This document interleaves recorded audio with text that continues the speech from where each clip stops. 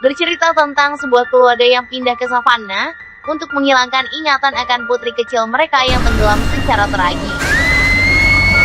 Saat tiba di rumah baru mereka, sang ibu mulai mengalami supranatural yang membuatnya percaya bahwa dia dihantui oleh putrinya yang telah meninggal. What are you talking about? I'm doing much, much better.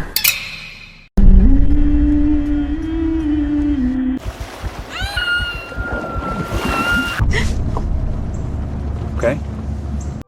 Film diawali sebuah keluarga yang tengah berpindah ke rumah barunya di savana.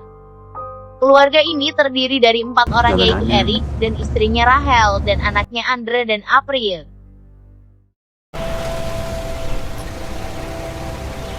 Saat mereka tiba, Rachel dan anaknya merasa cocok dengan arsitektur rumah barunya. Saat malam harinya Rachel membereskan barangnya, ia melihat boneka perempuan yang bukan milik anaknya dan langsung membuangnya. Singkat cerita, Kisokan suaminya pun berangkat bersama anaknya pergi ke sekolah barunya. Saat Rachel ke kamar Andre membuka lemari, ia melihat boneka tersebut dan membuangnya ke tong sampah. Ketika tengah ngobrol dengan rekan kerja barunya, Eric diberitahu tentang rumahnya yang sudah lama tidak berpenghuni. Pada tengah malam, Rachel bermimpi buruk tentang putrinya yang sudah mati dan ia pun terbangun. Saat pagi harinya Rachel melihat Andre tidur dengan boneka itu, ia pun langsung membuangnya. Ketika akan berangkat, Andre bicara aneh kepada ibunya pun bingung atas perkataannya.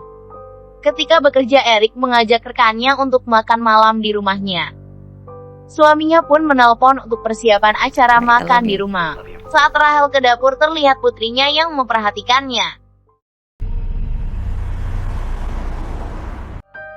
Singkat waktu, Rachel mendatangi psikiater terdekat menceritakan tentang perasaan trauma putrinya yang telah meninggal.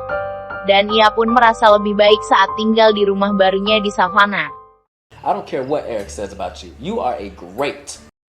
Saat makan bersama, pasangan rekan suaminya berbicara tentang neneknya yang bisa berinteraksi dengan makhluk halus alias dukun. Rachel pun juga mempercayai hal tersebut ada. Saat asik mengobrol, tiba-tiba Andre mengeluarkan darah dari hidungnya. Saat pulang, wanita tersebut mengatakan tentang ruang bawah tanah, namun Eric menganggapnya tidak serius. I don't want to come back here.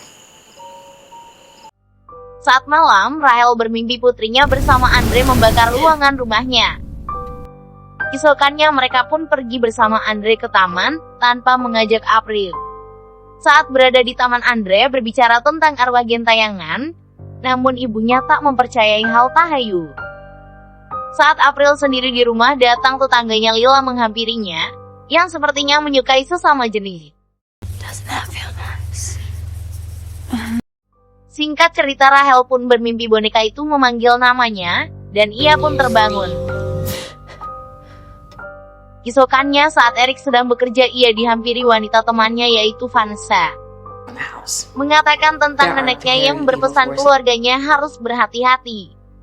Bercerita tentang sejarah rumah itu, namun Eric menganggap hanya hal konyol tentang perkataannya. Saat di kamar Andre, ibunya melihat ia sedang berbicara dengan boneka tersebut. Lalu ia pun bergegas mengambilnya dan membakar bonekanya. Keesokan paginya saat Andre berangkat sekolah, mengucapkan kata aneh pada ibunya sehingga ia pun terdiam.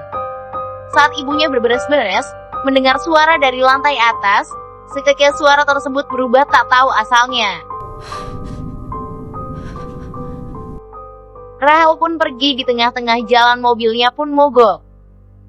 Lalu ia pun dibantu seorang pria. Saat ia jalan kembali, pria itu pun menghilang. Setiba di psikiater, ia berbicara kesalahannya kepada putrinya yang telah lalai menjaganya, yang telah mati saat anaknya masuk ke kolam renang tanpa pengawasan ibunya. Singkat waktu, ibunya pun pergi, hanya berdua ke bioskop. Saat April sendiri di rumah, pacarnya pun datang, dan mereka melakukan adegan mantap-mantap berdua.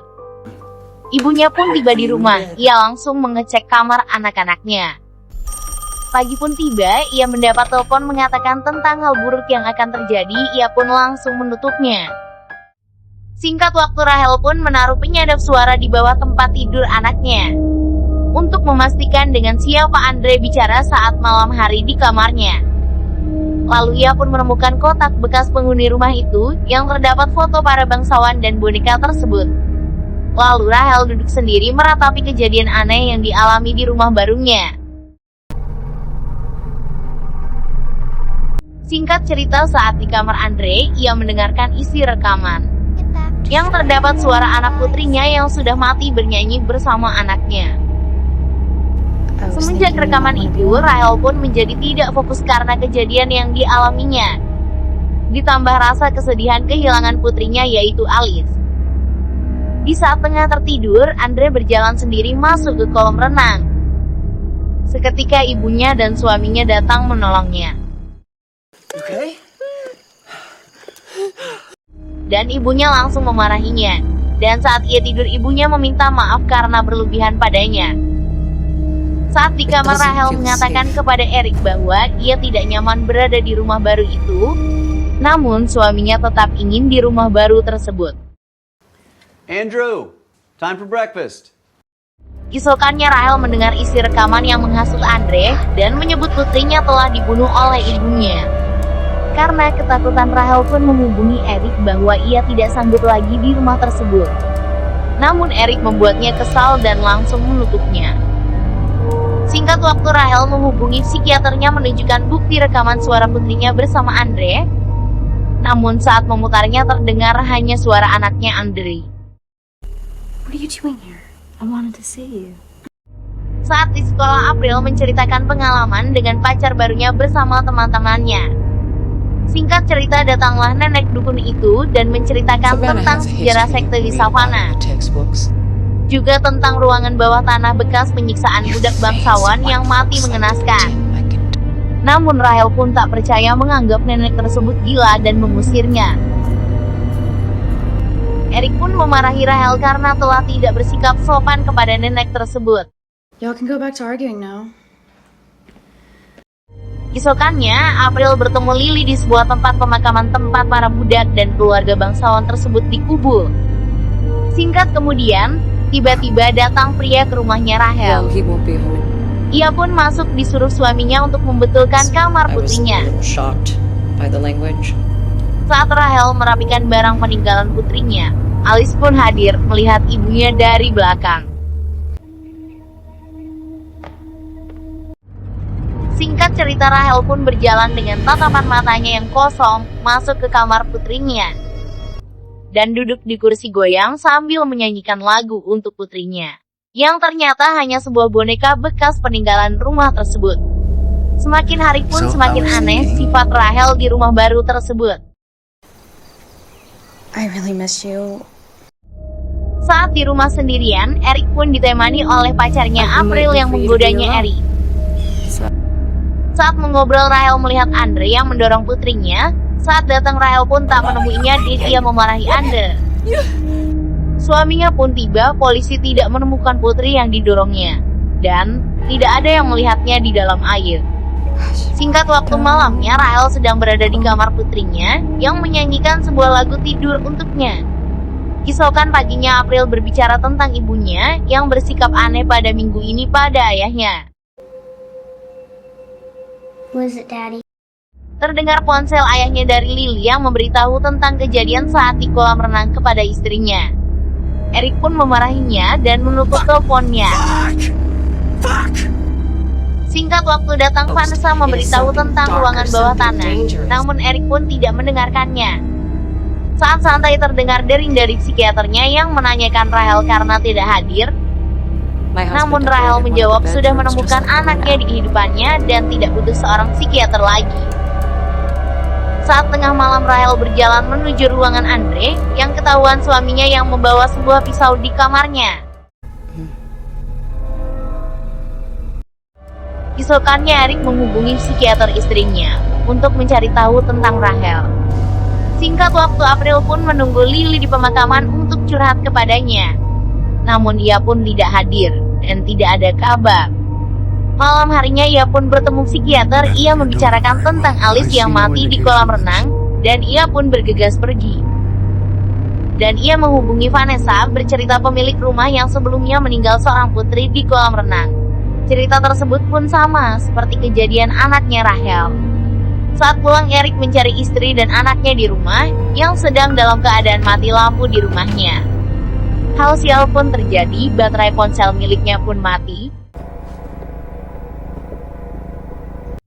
Ia pun naik ke atas kamar putrinya yang menemukan Rachel sedang menyanyikan lagu ke sebuah boneka. Eric pun langsung menanyakan Andre dan April, namun Rachel menjawab yang sedang bermain di ruang bawah tanah. Eric pun semakin bingung dengan perkataan Rachel tentang ruangan bawah tanah. Eric bergegas mencari semua ruangan, dan saat berjalan menemukan lukisan foto Lily di dinding yang menggodanya. Saat berada di kamar lain, ia mendengar suara Andre yang sedang bermain. Dan tiba-tiba,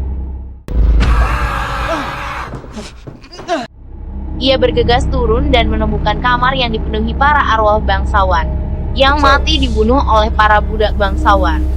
Yang ternyata yang berinteraksi dengan keluarga Eric adalah para korban pembunuhan budak bangsawan. Lalu ia pun dibawa bersama pria itu, yang marah karena rumahnya ditempati. Dan, tiba-tiba pria itu pun menghilang. Eric pun pergi ke kamar Andre dan menemukan pintu ruang bawah tanah. Lalu ia pun masuk ke dalam. Ruangan tersebut pun diselimuti dengan suara mistis. Eric juga menemukan beberapa kotak kuno yang sudah lama di ruangan tersebut. Lalu terdengar suara saat dibuka, menemukan sebuah sumur tua yang tidak ada air di dalamnya. Tiba-tiba ada bunyi dari salah satu kotak tersebut yang disangka Andre di dalamnya. Ia pun bergegas membukanya. Keluarlah Lily dari sumur yang tubuhnya berlumuran darah. Namun Eric tetap membukanya dan tiba-tiba Things behind her back. ia pun bergegas pergi dari ruangan bawah tanah tersebut. Saat berlari, ia melihat boneka, lehernya pun ditarik ke belakang menggunakan tali oleh pria itu. Di ending film kita diperlihatkan Rachel yang tersenyum bersama arwah penghuni bangsawan. 1 tahun kemudian, psikiaternya menanyakan tentang mayat suaminya dan anak-anaknya. Namun Rachel pun tetap diam.